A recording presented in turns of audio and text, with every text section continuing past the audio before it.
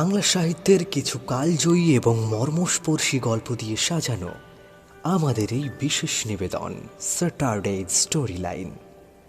আজ আপনার জন্য বিশিষ্ট সাহিত্যিক শরৎচন্দ্র চট্টোপাধ্যায়ের লেখা অভাগীর স্বর্গ। গল্পটি প্রথম প্রকাশিত হয় 1926 খ্রিস্টাব্দে। আমরা গল্পটি নিয়েছি শরৎ সাহিত্য সমগ্র প্রথম খণ্ড থেকে। প্রধান চরিত্রে অভাগী, কাঙালি এবং অধর রায়। শুরু হচ্ছে সাহিত্যিক শরৎচন্দ্র চট্টোপাধ্যায়ের অভাগীর স্বর্গ।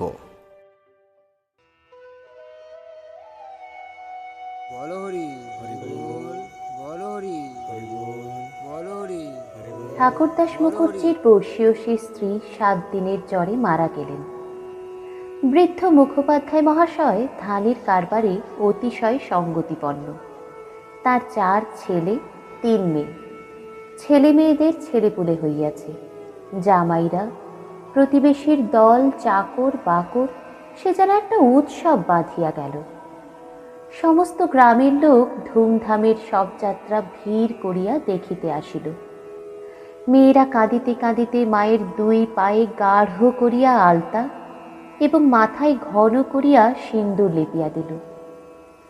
বধূরা ললাট চন্দনে চর্চিত করিয়া বহুমূল্য বস্ত্রে শাশুড়ির দেহ আচ্ছাদিত করিয়া দিয়া আঁচল দিয়া তাহার শেষ পদধূলি মুছাইয়া লইল।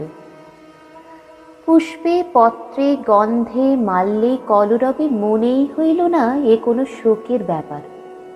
এ যেন বড় বাড়ির গৃহিণী 50 বর্ষ পরে আরও একবার নূতন করিয়া তাহার স্বামীর গৃহে যাত্রা করিতেছেন।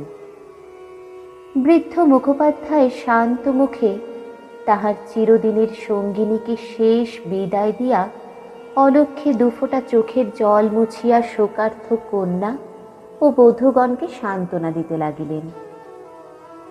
প্রবল হরিধ্বনিতে প্রভাত আকাশ আলোড়িত করিয়া সমস্ত গ্রাম সঙ্গে সঙ্গে চলিল।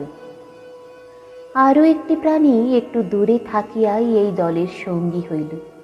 সে কাঙালির মা।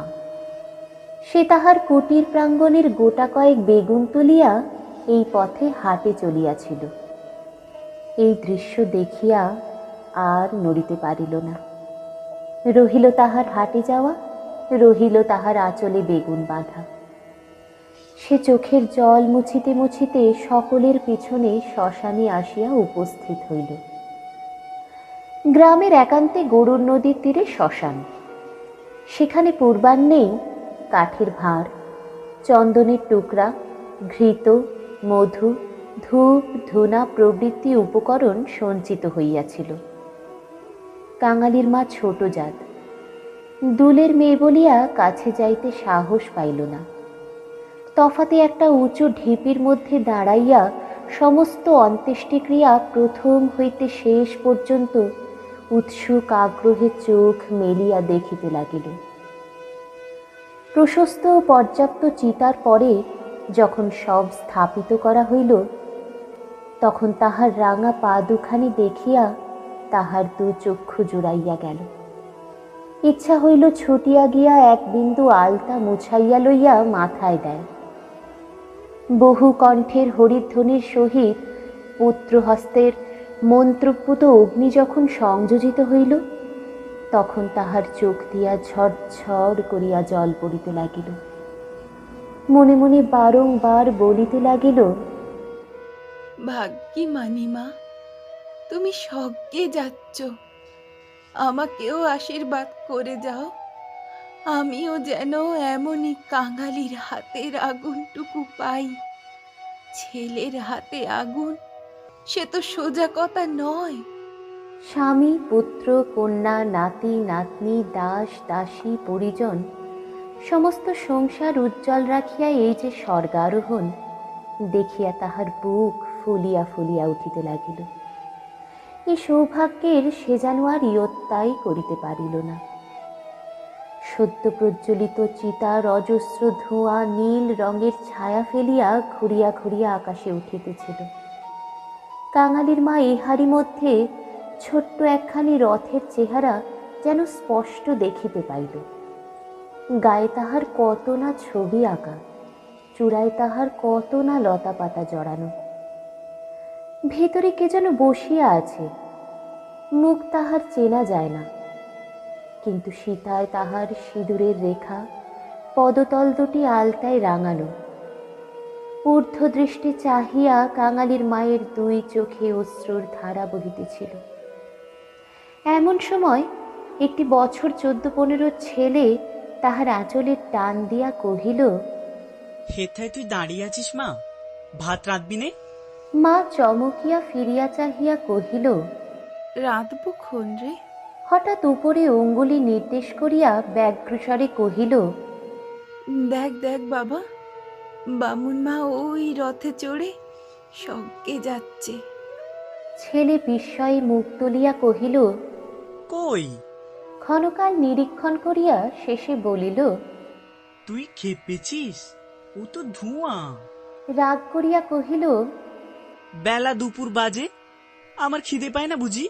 এবং সঙ্গে সঙ্গে মায়ের চোখে জল লক্ষ্য করিয়া বলিল, বামুনদের গিন্নি মরেছে, তুই কেন কেঁদে মরিস মা? কাঙালির মার এতক্ষণে হুঁশ হইল। পরের জন্য শ্মশানে দাঁড়াইয়া এইভাবে অশ্রুপাত করায় সে মনে মনে লজ্জা পাইল। এমনকি ছেলের অকল্যাণের আশঙ্কায় মুহূর্তে চোখের জল মুছিয়া ফেলিয়া একটুখানি হাসিবার চেষ্টা করিয়া বলিল, কাঁদবো কিসের জন্যে রে? চোখে ধোঁ লেগেছে বই তো নয়। হ্যাঁ, ধো লেগেছে বই তো নয়, তুই কাঁদতেছিলি। মা আর প্রতিবাদ করিল না।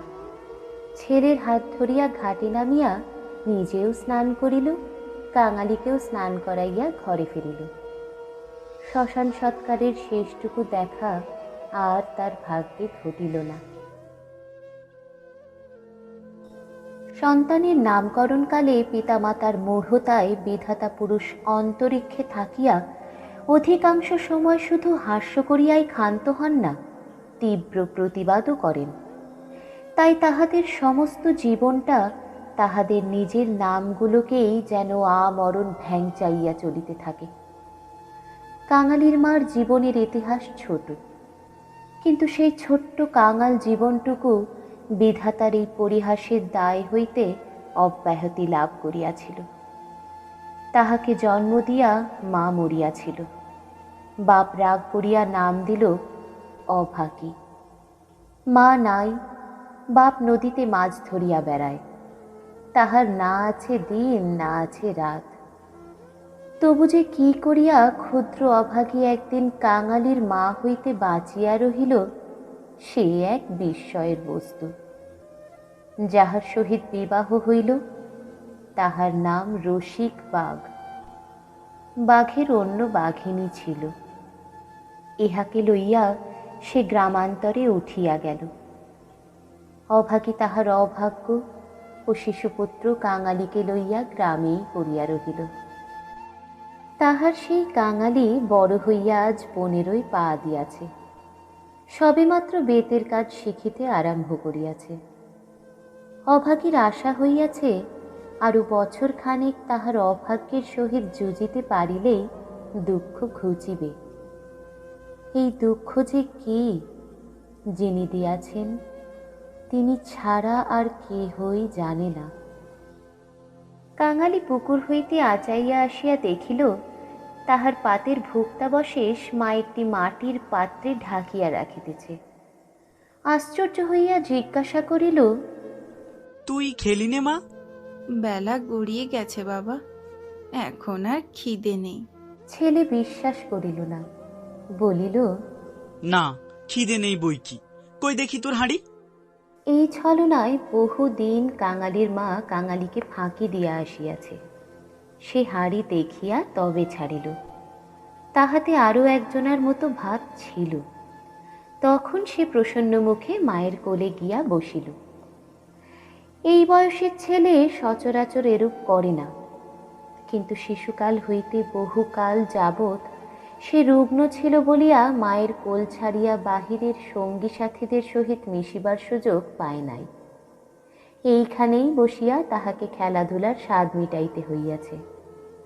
এক হাতে গলা জড়াইয়া মুখের উপর মুখ রাখিয়াই কাঙালি চকিত হইয়া কহিল, মা, তোর গা যে গরম, কেন তুই অমন রোদে দাঁড়িয়ে মরা পোড়ানো দেখতে গেলি? কেন আবার নিয়ে এলি? মরা পোড়ানো কি তুই?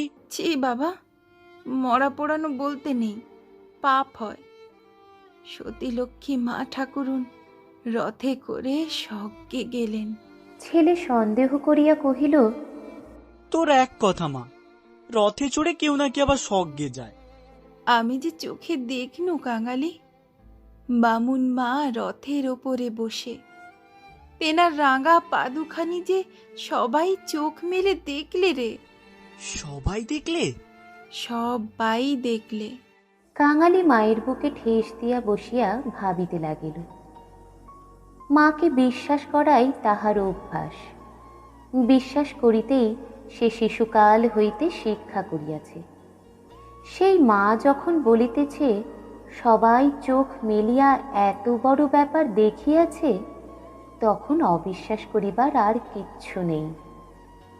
খানিক পরে আস্তে আস্তে কহিল, তাহলে তুইও তোমার স্বর্গে যাবি? বিন্দির পিসি সেদিন রাখালের মাকে বলতেছিল, কাঙালির মার মতো সতীলক্ষ্মী আর দুলে পাড়ায় কেউ নেই। কাঙালির মা চুপ করিয়া রহিল। কাঙালি তেমনি ধীরে ধীরে কহিতে লাগিল, বাবা যখন তোরে ছেড়ে দিল, তখন তোরে কত লোক তো নিকি করতে সাদাসাদি করলে, কিন্তু তুই বললি না, বললি কাঙালি বাঁচলে আমার দুঃখ ঘুচবে, আবার নিকি করতে যাব কিসের জন্য? হ্যাঁ মা, তুই নিকি করলে আমি কোথায় থাকতুম? আমি হয়তো না খেতে পেয়ে এতদিনে কবেই মরে যেতুম। মা ছেলেকে দুই হাতে বুকে চাপিয়া ধরিল। বস্তুত সেদিন তাহাকে এ পরামর্শ কম লোকে দেয় নাই, এবং যখন সে কিছুতেই রাজি হইল না, তখন উৎপাত উপদ্রব তাহার প্রতি সামান্য হয় নাই। সেই কথা স্মরণ করিয়া অভাগীর চোখ দিয়া জল পড়িতে লাগিল। ছেলে হাত দিয়া মুছাইয়া দিয়া বলিল, ক্যাঁতাটা পেতে দেব মা, শুবি? মা চুপ করিয়া রহিল। কাঙালি মাদুর পাতিল, কাঁথা পাতিল, মাচার উপর হইতে বালিশটা পাড়িয়া দিয়া হাত ধরিয়া তাহাকে বিছানায় টানিয়া লইয়া যাইতে মা কহিল, কাঙালি, আজ তোর আর কাজে গিয়ে কাজ নেই। কাজ কামাই করিবার প্রস্তাব কাঙালির খুব ভালো লাগিল, কিন্তু কহিল, জলপানির পয়সা দুটো তো তাহলে দেবে না মা? না দিগ্গে, আয় তোকে রূপ কথা বলি। আর প্রলুব্ধ করিতে হইল না। কাঙালি তৎক্ষণাৎ মায়ের বুক ঘেঁষিয়া শুইয়া পড়িয়া কহিল, বল তাহলে, রাজপুত্তর, কোটালপুত্তর আর সেই পক্ষীরাজ ঘোড়া। অভাগী রাজপুত্র, কোটালপুত্র আর পক্ষীরাজ ঘোড়ার কথা দিয়া গল্প আরম্ভ করিল। এ সকল তাহার পরের কাছে কতদিনের শোনা এবং কতদিনের বলা উপকথা। কিন্তু মুহূর্ত কয়েক পরে কোথায় গেল তাহার রাজপুত্র আর কোথায় গেল তাহার কোটালপুত্র? সে এমন উপকথা শুরু করিল যাহা তাহার পরের কাছে শেখা নয়, নিজের সৃষ্টি। জ্বর তাহার যত বাড়িতে লাগিল, উষ্ণ রক্তস্রোত যত দ্রুত বেগে মস্তিষ্কে বহিতে লাগিল, ততই সে যেন নব নব উপকথার ইন্দ্রজাল রচনা করিয়া চলিতে লাগিল। তাহার বিরাম নাই, বিচ্ছেদ নাই। কাঙালির স্বপ্নদেহ বার বার রোমাঞ্চিত হইতে লাগিল। ভয়ে বিস্ময়ে পুলকে সে সজোরে মায়ের গলা জড়াইয়া তাহার বুকের মধ্যে যেন মিশিয়া যাইতে চাহিল।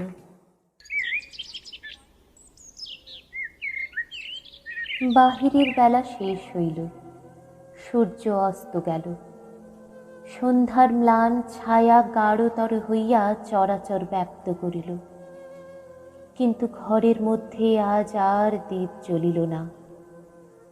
গৃহস্থের শেষ কর্তব্য সমাধা করিতে কেহ উঠিল না। নিবিড় অন্ধকার, কেবল রুগ্ন মাতার অবাধ গুঞ্জন নিস্তব্ধ পুত্রের কর্ণে সুধা বর্ষণ করিয়া চলিতে লাগিল। সেই শ্মশান যাত্রার কাহিনী, সেই রথ, সেই রাঙা পা দুটি, সেই তার স্বর্গে যাওয়া। কেমন করিয়া শোকার্থ স্বামী শেষ পদধূলি দিয়া কাঁদিয়া বিদায় দিলেন, কি করিয়া হরিধ্বনি দিয়া ছেলেরা মাতাকে বহন করিয়া লইয়া গেল। তারপরে সন্তানের হাতের আগুন। সে আগুন তো আগুন নয় কাঙালি, সেই তো হরি। তার আকাশ জোড়া ধুঁয়ো তো ধুঁয়ো নয় বাবা, সেই তো স্বর্গের রথ। কাঙালি চরণ, বাবা আমার, কি মা? তোর হাতের আগুন যদি পাই বাবা, বামুন মার মতো আমিও স্বর্গে যেতে পাবো। কাঙালি অস্ফুটে শুধু কহিল, যা, বলতে নেই। মা সে কথা বোধ করি শুনিতেও পাইল না। তপ্ত নিঃশ্বাস ফেলিয়া বলিতে লাগিল, ছোট জাত বলে তখন কিন্তু কেউ ঘেন্না করতে পারবে না। দুঃখী বলে কেউ ঠেকিয়ে রাখতে পারবে না। ইস, ছেলের হাতের আগুন, রথকে যে আসতেই হবে। ছেলে মুখের উপর মুখ রাখিয়া ভগ্ন কণ্ঠে কহিল, বলিস নে মা, বলিস নে, আমার বড্ড ভয় করে। আর দেখ কাঙালি, তোর বাবাকে একবার ধরে আনবি, অমনি যেন পায়ের ধুলো মাথায় দিয়ে আমাকে বিদায় দেয়, অমনি পায়ে আলতা, মাথায় সিঁদুর দিয়ে। কিন্তু কে বা দেবে? তুই দিবি না রে কাঙালি? তুই আমার ছেলে, তুই আমার মেয়ে, তুই আমার সব। বলিতে বলিতে সে ছেলেকে এক্কেবারে বুকে চাপিয়া ধরিল। অভাগীর জীবননাট্যের শেষ অঙ্ক পরিসমাপ্ত হইতে চলিল। বিস্মৃতি বেশি নয়, সামান্যই। বোধ করি ৩০টা বৎসর আজও পার হইয়াছে কি হয় নাই, শেষও হইল তেমনি সামান্যভাবে। গ্রামে কবিরাজ ছিল না, ভিন্ন গ্রামে তাহার বাস। কাঙালি গিয়া কাঁদাকাটি করিল, হাতে পায়ে পড়িল, শেষে ঘটি বাঁধা দিয়া তাহাকে ১ টাকা প্রণামী দিল। তিনি আসিল না, গোটাচারেক বড়ি দিলেন। তাহার কত কি আয়োজন! খল, মধু, আদার সত্ত্ব, তুলসী পাতার রস। কাঙালির মা ছেলের প্রতি রাগ করিয়া বলিল, কেন তুই আমাকে না বলে ঘটি বাঁধা দিতে গেলি বাবা?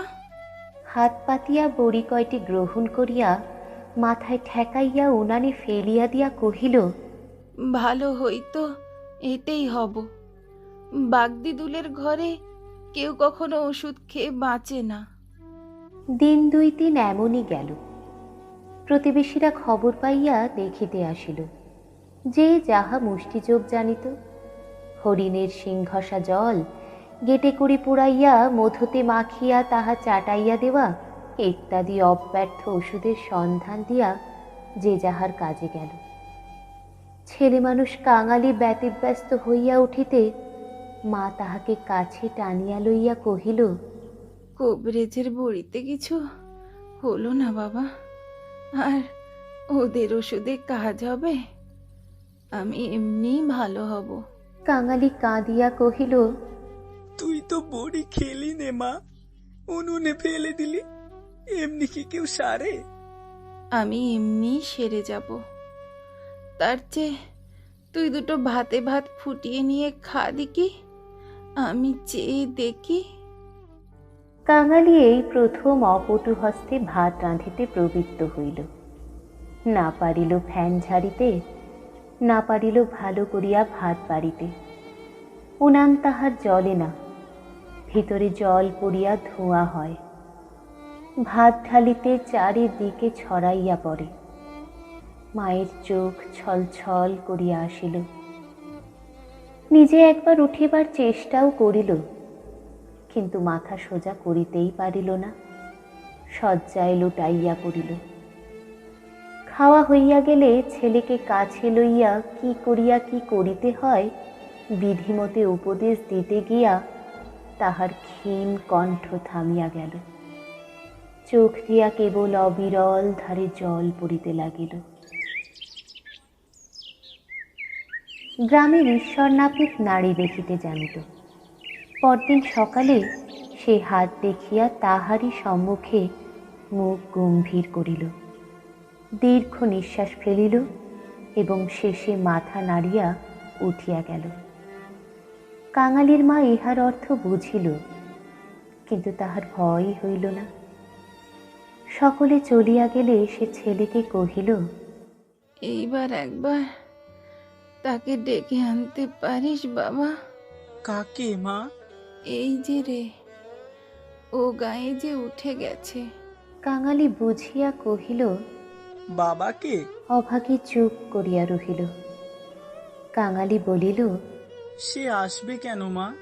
অভাগীর নিজেরই যথেষ্ট সন্দেহ ছিল, তথাপি আস্তে আস্তে কহিল, গিয়ে বলবি মা শুধু একটু তোমার পায়ের ধুলো চায়।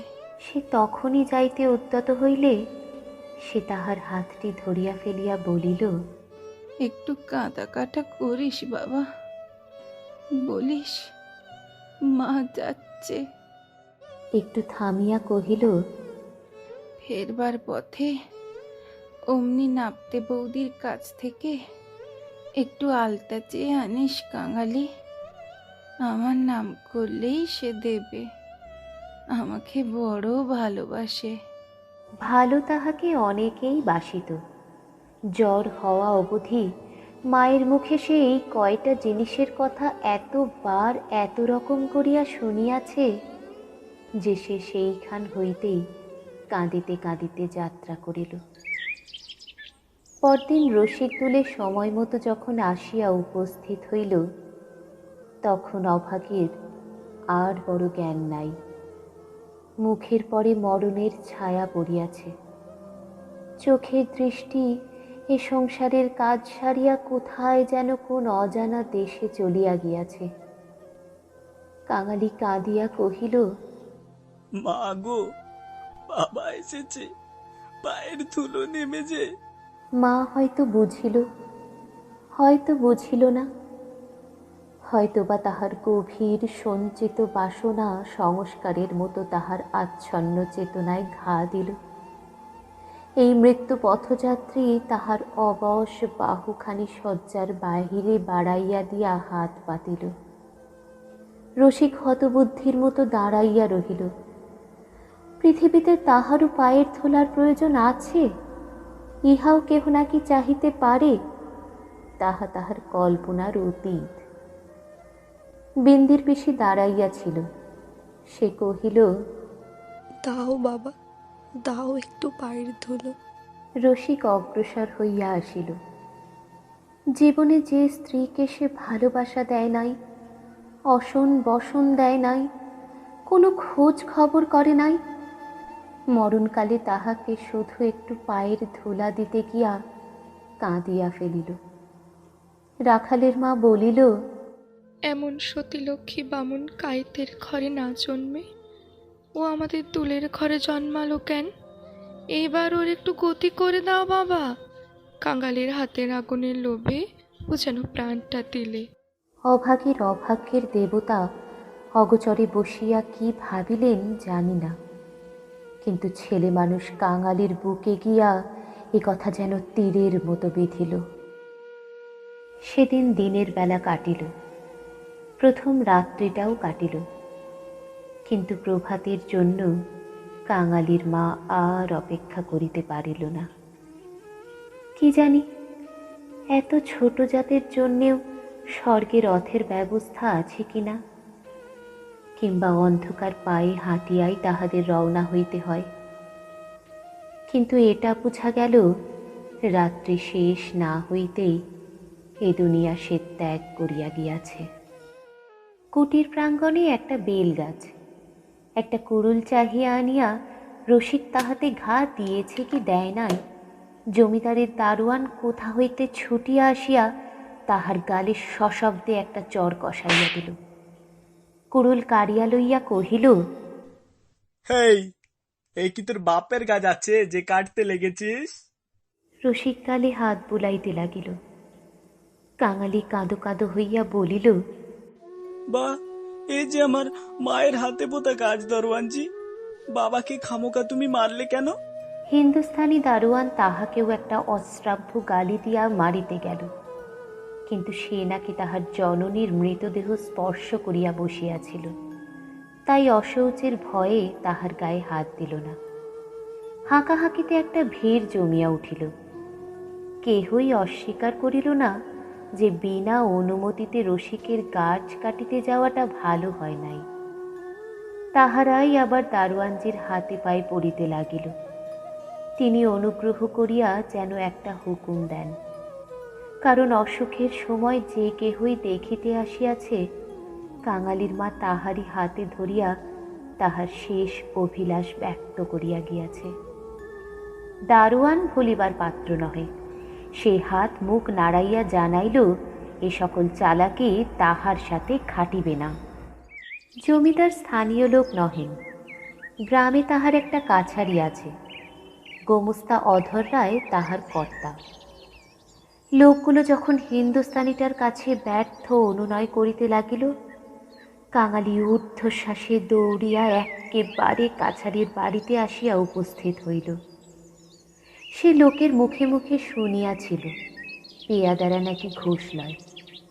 তাহার নিশ্চয় বিশ্বাস হইল এত বড় অসঙ্গত অত্যাচারের কথা যদি কর্তার গোচর করিতে পারে, তো ইহার প্রতিবিধান না হইয়া পারে না। হায় রে অনভিজ্ঞ! বাংলাদেশের জমিদার ও তাহার কর্মচারীকে সে চিনিত না। সদ্য মাতৃহীন বালক শোকে ও উত্তেজনায় উদ্ভ্রান্ত হইয়া একেবারে উপরে উঠিয়া আসিয়াছিল। অধর রায় সেই মাত্র সন্ধানে ও যৎসামান্য জলযোগান্তে বাহিরে আসিয়াছিলেন। বিস্মৃত ও ক্রুদ্ধ হইয়া কহিলেন, কে রে? আমি কাঙালি, দরওয়ানজি আমার বাবাকে মেরেছে। বেশ করেছে। হারামজাদা খাজনা দেয়নি বুঝি? কাঙালি কহিল, না বাবু মশাই, বাবা গাছ কাটতেছিল, আমার মা মরেছে। বলিতে বলিতে সে কান্না আর চাপিতে পারিল না। সকালবেলা এই কান্নাকাটিতে অধর অত্যন্ত বিরক্ত হইলেন। ছোড়াটা মরা ছুঁইয়া আসিয়াছে, কি জানি এখানকার কিছু ছুঁইয়া ফেলিল নাকি। তিনি ধমক দিয়া বলিলেন, মা মরেছে তো যা নিচে নেবে দাঁড়া। ওরে কে আছিস রে? এখানে একটু গোবর জল ছড়িয়ে দে। কি জাতের ছেলে তুই? কাঙালি সভয়ে প্রাঙ্গণে নামিয়া দাঁড়াইয়া কহিল, আমরা দুলে। দুলে? দুলের মরায় কাঠ কি হবে শুনি? কাঙালি বলিল, মা যে আমাকে আগুন দিতে বলে গেছে। তুমি জিজ্ঞেস করো না বাবু মশাই, মা যে সবাইকে বলে গেছে, সকলে শুনেছে যে।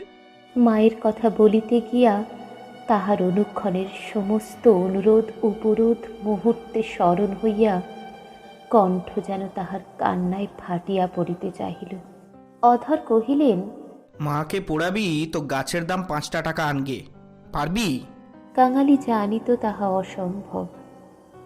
তাহার উত্তরীয় কিনিবার মূল্যস্বরূপ তাহার ভাত খাইবার পিতলের কাঁসাটি বিন্দির পিসি 1 টাকায় বাঁধা দিতে গিয়াছে, সে চোখে দেখিয়াই আসিয়াছে।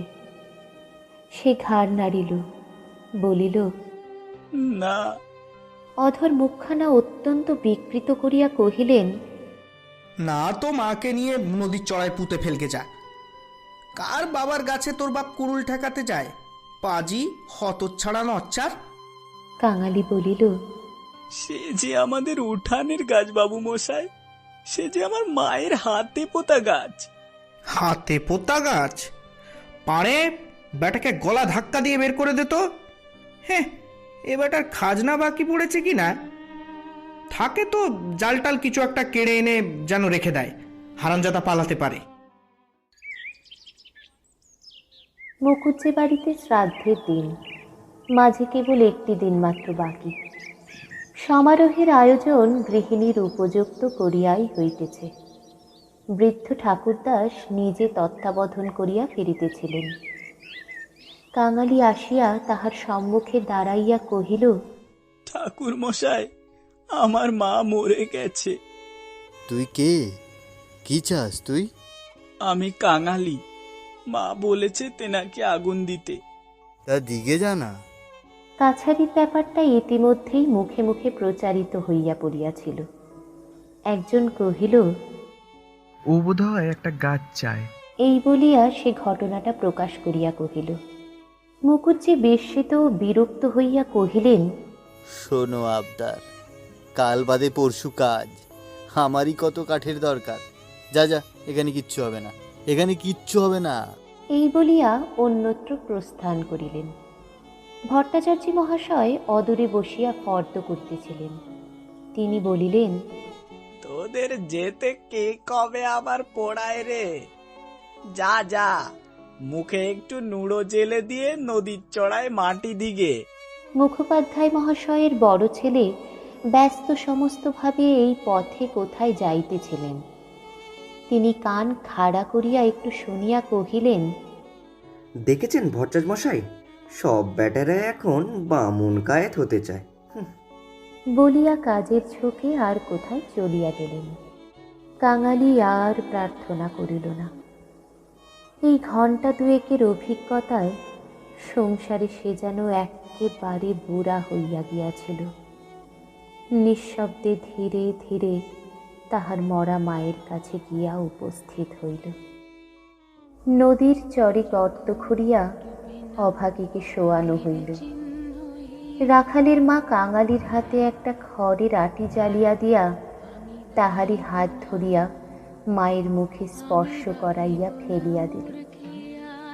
তারপর সকলে মিলিয়া মাটি চাপা দিয়া কাঙালির মায়ের শেষ চিহ্ন বিলুপ্ত করিয়া দিল। সবাই সকল কাজে ব্যস্ত। শুধু সেই পোড়া খড়ের আটি হইতে যে স্বল্প ধোঁয়াটুকু ঘুরিয়া ঘুরিয়া আকাশে উঠিতেছিল, তাহারই প্রতি পলকহীন চক্ষু পাতিয়া কাঙালি ঊর্ধ্বদৃষ্টে স্তব্ধ হইয়া চাহিয়া রহিল।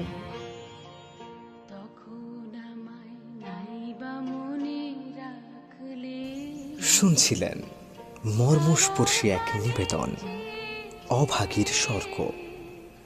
এই গল্পের বিভিন্ন চরিত্রে কণ্ঠভিনয় করা অভিনেতা এবং অভিনেত্রীরা হলেন গল্প পাঠে সঙ্গীতা, অভাগী ভাগ্যশ্রী, কাঙালি দারোয়ান এবং ভট্টাচার্যের ভূমিকায় সৌম্য, অথর রায় সুমন, ঠাকুরদাস মুখোপাধ্যায়ের চরিত্রে সৌরভ, বিন্দির পিসির ভূমিকায় দেবযানী, রাখালের মা শ্রেয়শ্রী, বড় ছেলে অরিত্র, জনৈক ব্যক্তি পার্থ, এডিটিং এবং শব্দগ্রহণ সত্যজিৎ, পোস্টার ডিজাইন সৌম্য, পর্ব পরিচালনায় ভাগ্যশ্রী এবং গল্পের সূচনায় আমি শিবম। আগামী সপ্তাহে এমনই এক গল্প নিয়ে হাজির হবে কাহিনীওয়ালা।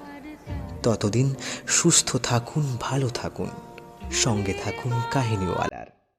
ধন্যবাদ।